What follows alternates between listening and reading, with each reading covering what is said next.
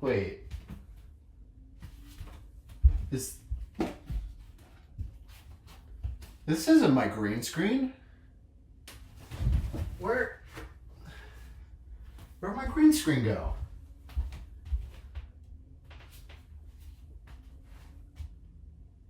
I must be trapped in a dream.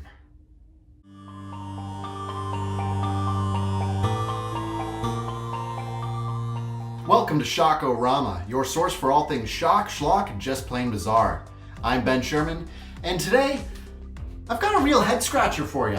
It's a bit of a doozy. Beyond Dream's Door follows a college student named Benjamin Dobbs as he struggles with an increasingly violent series of dreams, which eventually start leaking out into his real life.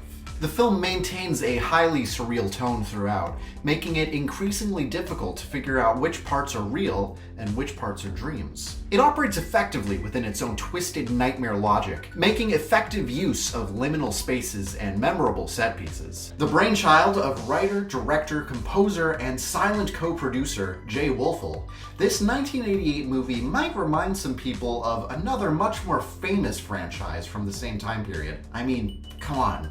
Dreams that can kill you in real life?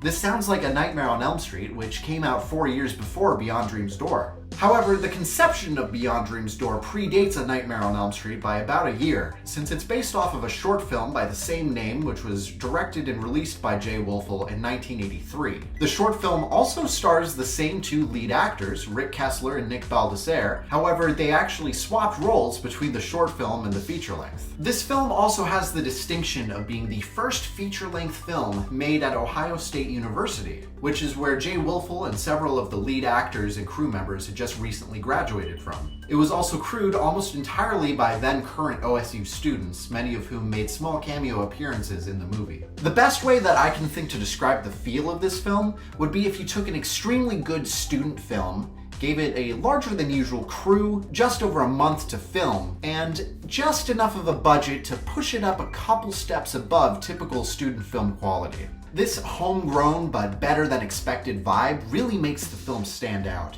and is no doubt at least part of the reason why Vinegar Syndrome selected it for their first entry of their Homegrown Horrors box set series. They did a great job with the film restoration, but unfortunately there were several missing pieces from the film reels, so they had to use a lower quality video version to fill in the gaps.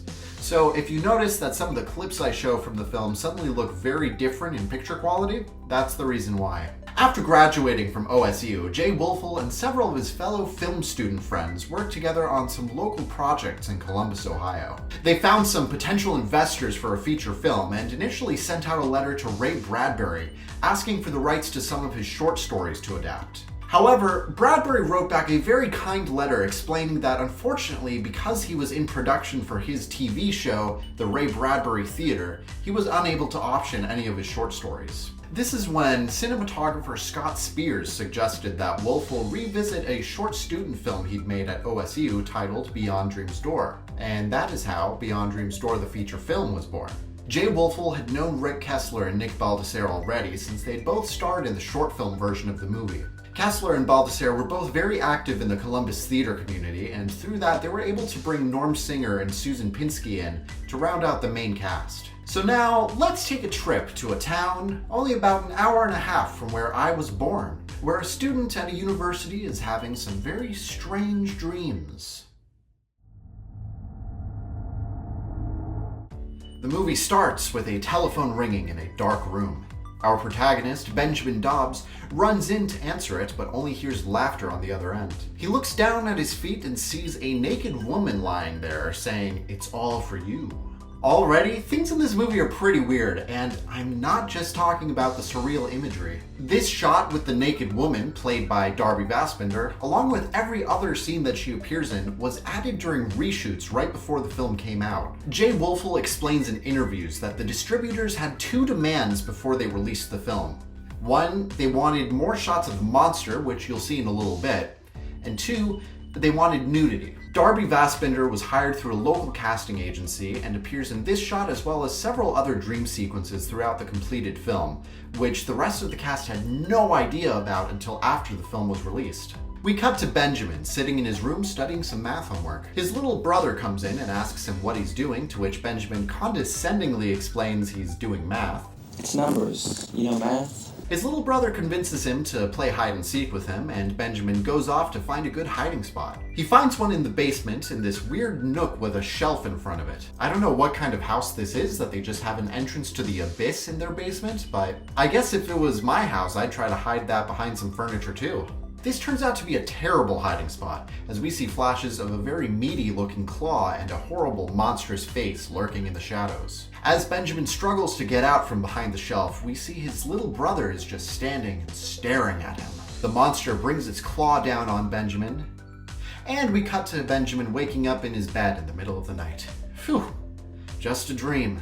Thank goodness we're back in reality now. Benjamin gets up and walks to his little brother's room, calling his name. And then we cut to Benjamin finishing typing out this dream on his typewriter. So it turns out that was also part of the dream. A dream within a dream. If you're feeling a little disoriented, don't worry, because I was too the first time I watched this movie. And fun fact, that blue typewriter that Benjamin is typing his dreams out on is the actual typewriter that Jay Woelfel used to type up the script for the short film version of Beyond Dream's Door. Benjamin puts his typed up dreams in his book bag and heads out to class. As he leaves his house, we see him nervously look at a drain pipe in the sidewalk before he steps over it. If you're anything like me, this probably immediately had you thinking of the infamous opening scene from Stephen King's It. However, this was actually a reference to a real-life nightmare that Jay Woelfel had had. He wasn't able to figure out how to fully incorporate it in the movie though, so this and one or two other ominous shots of drain pipes are the only thing that's left of it in the completed film. At the university, we meet Julie, the TA for the Psych 400 class. She gets hit in the face by a paper airplane thrown by Eric Baxter, the new TA for the same class. He tries flirting with her, which Julie isn't particularly receptive to, and she leaves for a couple minutes while Eric takes a seat at his new desk.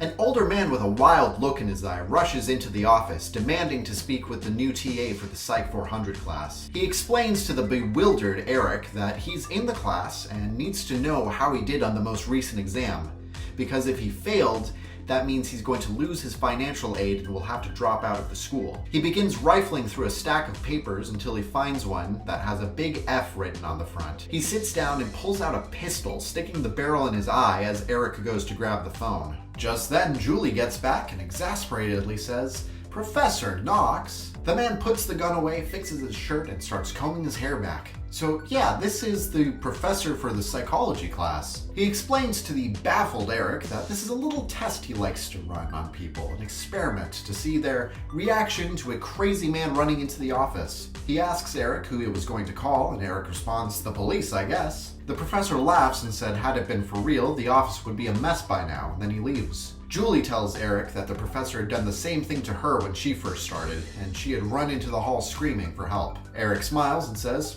"So we both killed him." Okay, so I think we all need a little break to process what just happened. So we have now met all four of our main cast, which consists of Benjamin, Eric, Julie, and Professor Knox. Julie is performed by Susan Pinsky, who was a med student at the time, and actually left for California as soon as shooting for this film wrapped so that she could do an internship, and she is now currently a full-fledged doctor. Eric Baxter is played by Rick Kessler, who was a working actor at the time and is now a minister, and he actually performed the wedding ceremony when Jay Woelfel got married, which I think is really sweet. Norm Singer was another working actor in Columbus at the time, and he was cast because he knew Rick Kessler and Nick Baldassare. A little later, we see Julie and Eric handing back papers at the beginning of class, in a scene populated mostly by crew members and their friends, most of whom were just using their real names for the scene.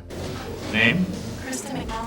After Benjamin gets back his paper, Professor Knox writes psychosis on the blackboard with the squeakiest chalk known to man, and promises to tell the class about a real case of major league insanity. That is a direct quote. As Professor Knox starts telling the class about a man who is struggling with increasingly violent dreams, Benjamin himself begins to drift off to sleep. His dream picks up where it left off, with him standing in his little brother's bedroom. Benjamin goes to pull back the comforter, but he notices that his hand is now covered in blood. He runs to his parents' bedroom, where a light bulb shatters, and we see a spirit Halloween monster head roll out of the bed. Back in class, we see that Benjamin has started sleep writing, "Beyond Dream's door is where horror lies." Hey, that sounds like the name of this movie. The professor is wrapping up his lecture, and he tells the class that the man from the case study had subconsciously felt that he'd wasted his life to such an extent that he created a demon to destroy himself. I wonder if this could have any relevance to the plot of this movie. Benjamin rushes after Professor Knox and hands him his typed-up dreams, asking him to read it. Julie has been running some kind of sleep experiment, and Benjamin is one of her student subjects. After talking with Professor Knox, we see Benjamin in the school's sleep labs, played by the real-life sleep labs at Ohio State University. Before this last session begins, Julie sits down with Benjamin and asks him what is the earliest dream that he can remember. Benjamin recounts a dream from when he was very young, where he's being held in his mother's arms and is holding a red balloon. The balloon gets picked up by the wind and ripped out of his hands, which young Benjamin had found very upsetting. This is another real-life dream that director Jay Woelfel decided to incorporate in the film. Julie then hands Benjamin a sleeping pill, and he's recorded as he sleeps. In Benjamin's dream, we pick up once again right where we left off last, with Benjamin in his parents' bedroom right after the light bulb explodes. He is staring in terror at the monster under the sheets, but when the covers are pulled back, it's revealed to be the naked lady from earlier. She asks Benjamin to join her, implying that she has killed his parents, and they won't be the last to die. Benjamin screams and runs out into the hallway, hiding in a closet as the massive toothy monster tries ripping the door off. As I mentioned before, actor Nick Baldassare had no idea that Darby Vassbender would be in the movie, and he was quite surprised when he saw this completed scene. During shooting, he'd been told he was reacting to a horrifying monster under the bedsheets, and in later interviews he laughs at the homosexual undertones the scene now has that he was not aware of while filming. Benjamin wakes up in his bed at home to his phone ringing. He picks it up and it's Professor Knox telling him that he's read the dream write-up and needs to talk with Benjamin right away. The professor gives Benjamin his address and Benjamin gets ready and leaves. Back at the professor's house, Benjamin's little brother from his dreams appears, asking Knox to play hide and seek with him. Professor Knox goes to grab his gun, but when he looks up, the boy has disappeared. When Benjamin arrives at Knox's house, which was actor Norm Singer's actual house, the professor immediately starts interrogating him about his dreams. We learned that Benjamin's parents had died when he was very young, and he'd never actually had any siblings. He insists that nothing remotely like what is happening in his dreams has ever happened to him in real life. Professor Knox asks Benjamin where he is in the dream right now, and we're suddenly back in the dream realm. Benjamin is still hiding in the closet when the monster finally manages to rip the door off its hinges. But instead of seeing the monster, we see the little boy, only now he has this weird makeup on his eyes that makes it look all bulbous and alien-like. The little boy announces that he's found Benjamin and reaches his hand out, but when Benjamin goes to take it, instead he gets stabbed in the palm with a wooden spike. He begins screaming that he can't feel anything. Professor Knox wakes Benjamin up because, yes, Benjamin fell asleep without realizing. This is one of my favorite things about this movie. The plot device of the characters never being quite sure if they're awake or dreaming, and as the movie progresses, the lines do get much blurrier. Professor Knox tells Benjamin about seeing his dream brother in his house, and then tells him that there's a book he desperately needs to show him in the school library. In the library, portrayed by the actual Stacks at OSU, Professor Knox shows Benjamin a book with information about a man named D.F. White, who'd apparently never had a dream before until receiving a head injury during a car crash. He'd then begun having a series of increasingly violent dreams, much like what Benjamin is now experiencing, which only ended when he lapsed into a coma and died. Benjamin tells Professor Knox that before these recent dreams started, he actually hadn't had a dream since the age of 6. Knox is now thoroughly convinced by the parallels between Benjamin and D.F. White, and goes off looking for another journal in the library, which he explains has direct quotes of records of D.F. White's dreams. He explains to Benjamin that he needs to see this because apparently D.F. White had been having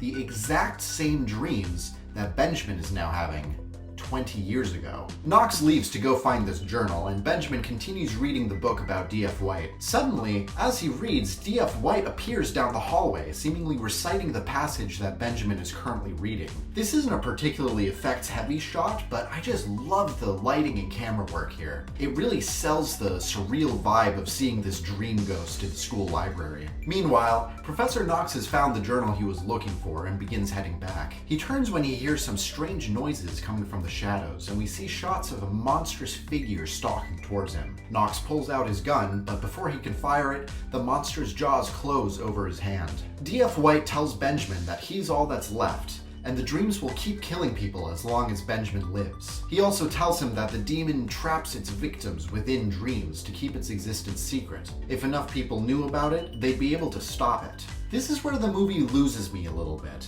Like, how exactly could people stop this thing?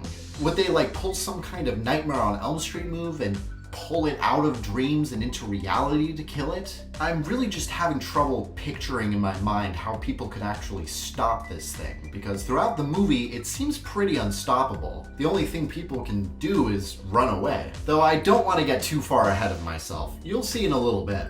The dream ghost of D.F. White vanishes just as Professor Knox, ripped up and bloodied, crawls into the room, still clutching the journal of D.F. White's dreams. He holds it out and Benjamin goes to take it, but just then the monster crushes Knox's fucking head. God damn. See, you really don't see these kinds of gooey practical effects in modern horror movies that much anymore. I just love this stuff, even if YouTube won't let me show it. Just know it looks really good, especially for a movie that's as low budget as this one. Elsewhere, Julia calls up Eric to let him know that she can't meet up with him for dinner like they planned. She has to go over some of the tapes from her sleep experiments. As she hangs up, she notices a red balloon, just like the one from Benjamin's childhood dream, floating up the stairwell. Something about the tapes is bothering Julie as she's reviewing them, and she tries calling Professor Knox. When she does, the operator tells her that Knox's phone number doesn't exist. The red balloon appears behind her again as she hangs up, and when she turns around and sees it, it explodes in a splash of blood, and we hear demonic laughter coming from a drain pipe outside. Benjamin goes back to the library the next morning to retrieve the book on D.F. White he'd been reading, but when he gets it, he realizes that the pages on D.F. White have been ripped out. After he leaves, a janitor with two hook hands starts mopping up a small pool of blood by the table, right where Professor Knox had been killed. Next, Ben goes to the psychology office where he finds Eric, who tells him that he hasn't seen Professor Knox yet today. Benjamin hands him the packet of papers where he's written up his dreams and explains that he and Professor Knox have been working together on these dreams, and that he's worried that something has happened to Professor Knox. Eric is quite bewildered by all this. Benjamin pulls out the book from the library, but literally jumps back, because now even the torn edges where the ripped out pages had been have disappeared, as if those pages had never existed in the first place. Eric is unsure what to make of all this, but tries to get Benjamin to calm down and describe some of these dreams to him. Benjamin begins describing a location that he saw in his most recent dream. A large industrial-looking building like a warehouse with a pair of large concrete trap doors in the floor. Eric quickly stops him and leads him to another building on campus, which exactly matches what Benjamin saw in his dream. Eric is still highly skeptical of Benjamin's dreams coming to life story, and tells Benjamin that he's probably just experiencing deja vu. As they leave, Eric drops his keys, and when he bends down to pick them up, he finds a pair of large teeth, like something from an animal like a bear. He quietly puts them in his pocket and doesn't mention them to Benjamin. Once they get back to the office, Eric gets a phone call, but there's no one on the other end. Spooky. Benjamin insists that Eric read his dream journal, even bringing up in a weirdly ominous way that he knows where Eric lives so he could just show up at Eric's house to further discuss this. After Benjamin leaves, Julie calls Eric, asking him to meet her in the sleep labs to show him something she found in the tapes. She also expresses concern that she hasn't been able to get in contact with Professor Knox, and tells him how the operator had told her that his phone number doesn't exist when she tried calling him. Eric is an Olympic athlete at being in denial and brushes this all off as some big mistake, but he still agrees to meet her in the labs. Benjamin walks to Professor Knox's house, but when he gets there, he finds that the entire house has disappeared, and there's just an empty plot of land where it should be. He walks out into the empty lot and sees that someone has arranged some rocks to spell Demon's Weight, and underneath one of these rocks is one of the missing pages from the book about D.F. White. Specifically, it's the page where D.F. White details how he believes that the victims of his dreams are being erased from reality. The wind rips the page out of Benjamin's hand and blows it away, and Benjamin runs after it in what was actually actor Nick Baldesser's first shot that he filmed for the movie. He also said in interviews that he had injured his back a couple days before shooting this, and if you look closely, you can see that he's got his torso held in a slightly twisted way while he's walking, and he runs pretty gingerly because of his injury. Thankfully, Jay Woelfel let him rest and recover a bit before moving on to shoot the more physically demanding scenes. Benjamin chases the page all the way to the entrance of a large sewer tunnel where he stops to put on a sweater. While he's stopped, he notices a wallet on the ground and picks it up, but it gets yanked out of his hands by a mysterious figure who runs into the tunnel. God, all these scenes involving sewers and drain pipes really remind me of It. I really wonder if Jay Woelfel read any Stephen King before he made this movie. Benjamin chases the figure into the sewer tunnels until he finds the wallet on the ground. When he opens it up, the license inside turns out to be his own. What a twist! He also sees the mysterious figure sitting against the wall, and it turns out to be a slightly older, slightly more roughed up and dirtier looking version of himself. Another twist! This alternate version of Benjamin tells him that he's nothing, just a bad dream. He tells Benjamin not to lose the page from the book, and then they both hear a monstrous growl coming from deeper within the tunnels. Mr. Bad Dream tells Benjamin that the sewer is full of old dreams, starting to rot and go insane, and then he yells at Benjamin to run before whatever monster is down there with them catches him. On his way out of the sewers, Benjamin passes by some graffiti written on the wall that reads, "To dreamers dead and dreamers dying." And damn, that line goes hard. This town has some very talented graffiti artists. He also runs into the naked dream lady again, who transforms into the fleshy dream monster. Back at the school, Eric is on what he probably considers the most underwhelming date of his life, as he looks at tapes of people sleeping with Julie. She shows him the tape of Benjamin's final sleep session, and we see on the tape that he screams in his sleep that he can't feel anything. Julie insists that the tape wasn't like this before and seems to have been altered somehow. Eric says, "Sure, whatever you say," and excuses himself to go outside. After he leaves, Julie is shocked to see that the tape they were just watching has turned into an implausible live feed of the hallway. As Eric tries to drink water from the fountain, an unseen person throws paper airplanes at him, leading him further down the hallway. As Eric turns a corner, he finds the janitor with hook hands, attempting to fix a leak in the ceiling. The janitor explains that it's rainwater, which confuses Eric, who insists that it hasn't rained for weeks. The janitor drops his hooks and offers his stumps to Eric, commanding him to shake, and then cackles as Eric runs away.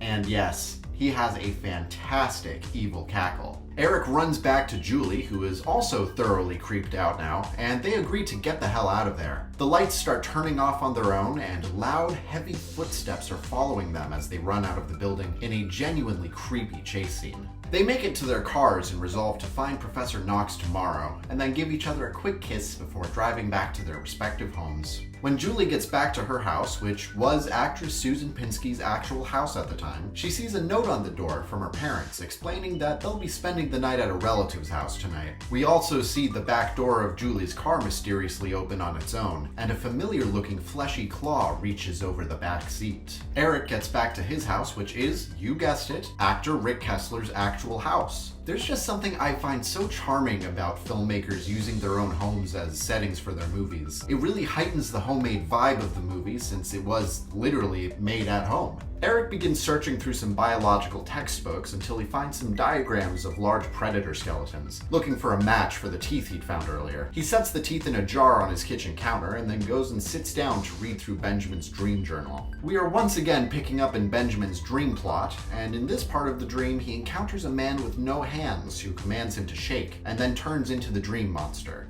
Benjamin then runs through the dark until he finds the naked dream lady again, who grabs him and kisses him. Then she angrily explains that they, the dreams, are tormenting him because he forgot them. She ends by ominously saying, "You're not the first, and you're not the last. You're simply next." Then Benjamin is chasing D.F. White through forested areas and abandoned ruins of buildings, until White leads him to an abandoned house, surrounded by extras who are doing a great impression of the zombies from the original Night of the Living Dead. White runs inside, leading Benjamin down to the basement, where he finds White sitting with a book in his hands. D.F. White closes the book and then says some very ominous and very surreal things to Benjamin. "There's a mirror in here someplace. You've been running to it your whole life. It shows you everything you don't want to see. You're already the next link in the chain. It all started with that first person who forgot their first dream. We all hate you for it." What he says about the mirror I don't fully understand, but it does connect to a scene a little later in the movie that you'll see. But the part about being the next link in the chain is really cool. Essentially, the Dream Demon was created by the accumulated negative energy of forgotten dreams, and it's out for revenge now by torturing people who forget their dreams. This is such a creative idea for a horror movie monster, and it works really well here because the way they introduce any information about the Dream Demon only brings up more questions for the audience. By doing this, Jay Woelfel was able to maintain this aura of dreaminess around the monster, where all the details are hazy and out of focus, but it's just tangible enough that viewers understand the danger. Next, we go into a visual poem segment, inspired by Jay Woelfel's exposure to visual poems while a student at Ohio State University. In interviews, Woelfel expressed an interest in visual poems, but felt that many of the examples he saw at school didn't work because the visuals in the poem were created by two different people. So he wanted to try and do it properly by creating the poem and the visuals himself. Many of the visual elements of this visual poem are present in both the 1983 short film and in this 1988 feature film version of the movie. I particularly found the use of his Beyond Dreams Door poem very interesting. The way that bits and pieces are scattered around the world for the characters to find until the full text is finally revealed to Benjamin in this dream. Eric, evidently not a big fan of poetry, has fallen asleep and wakes up to get some water. In the kitchen, he watches in horror as the jar with the monster's teeth in it fills with blood and his house is bathed in a red light. He staggers back and sees a vision of Julie standing in front of him until the dream monster creeps up from behind her and rips her head off. Eric drops his cup of water and the vision disappears, but then when he goes to pick up the cup, it is nowhere to be found and the floor is dry. He rushes to the phone to call Julie, but no one answers. The apparition of Julie also appears in front of Benjamin's bed, and he yells that he's awake until it finally vanishes. But when he gets up and opens his door, he sees Julie standing there again, begging for help, with blood dripping from her scalp. Benjamin hurries past her and gets in his car. As he drives, the ghostly figure of Julie continuously appears in front of him, pointing him the way to her house. Say what you will about how creepy Julie's ghost is, but you gotta admit, she's got a good head for directions. Actually, I may have spoken too soon. When Benjamin arrives at Julie's house, he finds her decapitated body sitting on the couch in her living room. When he goes outside, he finds Eric standing in the front yard, staring at Julie's head resting against a tree. Poor Eric is in a state of shock and can only mumble that they were too late as Benjamin ushers him into his car. Julie's ghost follows them and tries to tempt Eric into joining her inside the house, saying that Professor Knox is there and they can all sit down and figure this out together. Eric thinks this sounds pretty reasonable, but thankfully Benjamin stops him from getting out of the car and quickly drives away. They drive to Benjamin's house, but Benjamin's keys don't fit in his lock anymore. They hear monstrous growling coming from inside, and the door is opened by a hook hand. This time, it is Eric dragging Benjamin away from a fate worse than death. They decide to drive back to Eric's house, but when they get there, they notice that the front door is wide open, and Eric can't remember if he closed it on his way out or not. Inside, they find that the house has been ransacked, with furniture thrown around and pieces of paper ripped up all over the floor. The jar that had been holding the monster's teeth has been shattered, with the teeth nowhere to be found. Eric finally tells Benjamin about these teeth, but Benjamin is pretty unfazed at this point. He just says that the monster is covering its tracks. Benjamin tries convincing Eric to help him lure the monster down beneath the trap doors in the warehouse room. But Eric has had enough of these motherfucking dreams in his motherfucking house and pushes Benjamin out the door, locking it behind him. This is the moment in the script that actor Rick Kessler says really made him fall in love with the character of Eric, because it's so unusual in horror movies like this to see a character that has such a strong survival instinct. Eric recognizes that Benjamin is quickly becoming a very dangerous person to hang out with, and so he's trying to distance himself from all of these strange events as much as he can. Unfortunately for Eric, as Benjamin tries to explain before getting locked out, this isn't just his nightmare anymore. It's Eric's too. Benjamin runs back to the warehouse room at the school and tries opening the trap doors with some rope, but the rope snaps under the weight of the doors. Apparently in real life, the crew didn't even have to score the rope to get the shot of it snapping, because the concrete trap doors, it turns out, are exactly as heavy as they look in the movie. We see the shadow of the monster slowly coming down the hall towards the room, and then the hook-handed janitor enters holding a mirror, in a very difficult shot where the actor had to keep Nick Baldassare visible in the mirror while walking forwards and not being able to see him.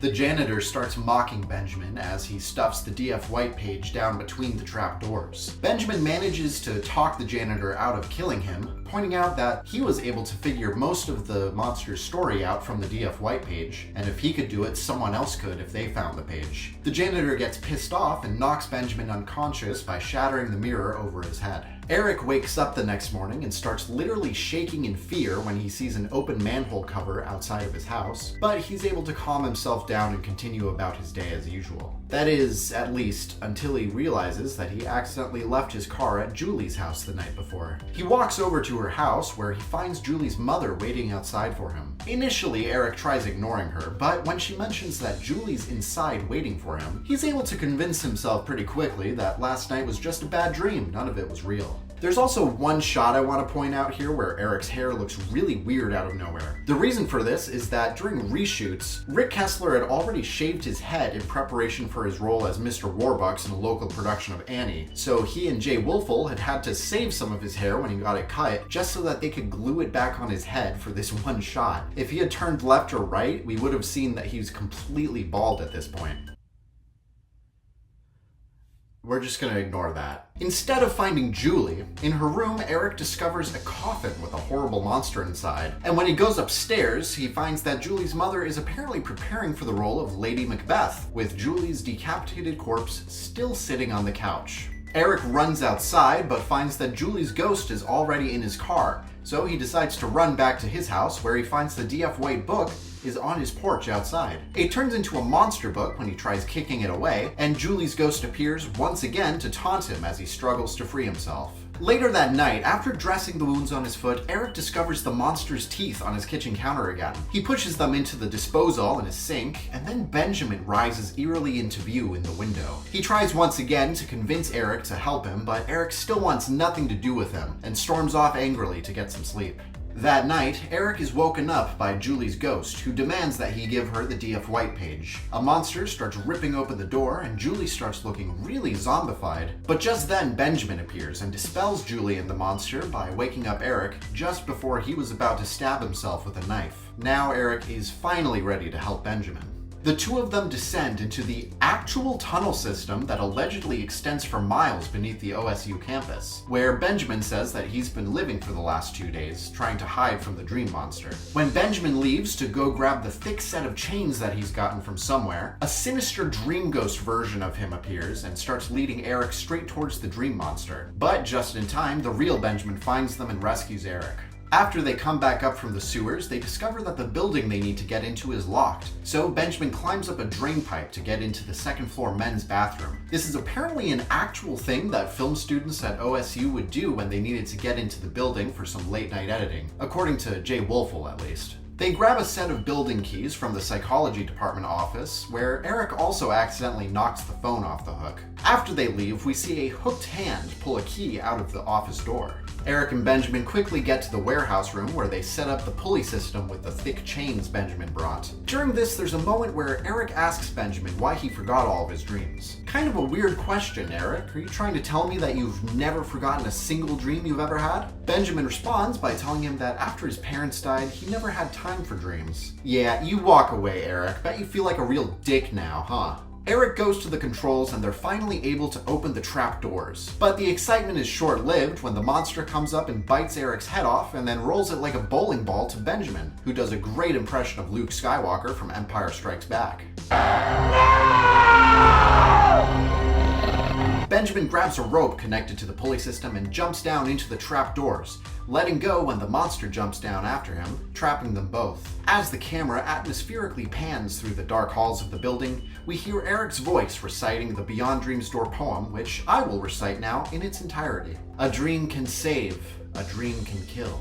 Its bite could be a kiss as well. For nightmares are but dreams unfound, things untried and things left to drown. Beyond dream's door where horror lies, for those who search only for what's been found, and hear the noise, but not the sound.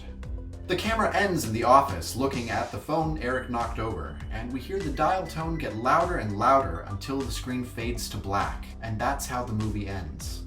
Beyond Dream's Door really caught my attention the first time I watched it. I think mostly because of the feeling of unreality that just oozes out of every scene. I'm also realizing now that Beyond Dream's Door has some thematic similarities to another favorite of mine, which I covered in my first ever video for this channel, Carnival of Souls. The main characters in both movies have the same fatal flaw, that being their inability to connect with the other people around them, living in a metaphorical prison of their own making and ultimately being destroyed by their inner demons made flesh. Overall, I think the film is genuinely well made, considering how inexperienced the cast and crew were at the time, with some surprisingly good special effects and puppets. If you're looking for an offbeat 80s horror that rises above your typical slasher fare, then Beyond Dream's Door should be high up on your list. As always, thank you so much for watching. If you've made it this far, don't forget to like and subscribe if you'd like to see more videos about the weird old movies I like to watch. This video has been especially exciting for me since it's a bit longer than what I usually make, and it's also the first video I filmed in this brand new house that we just moved into. Having my own dedicated filming room has been something I've been very excited about for a while now, and I'm very excited to start filming more videos here since I can dedicate more time to them now. Have a good day, everyone, and if you're watching this before going to sleep,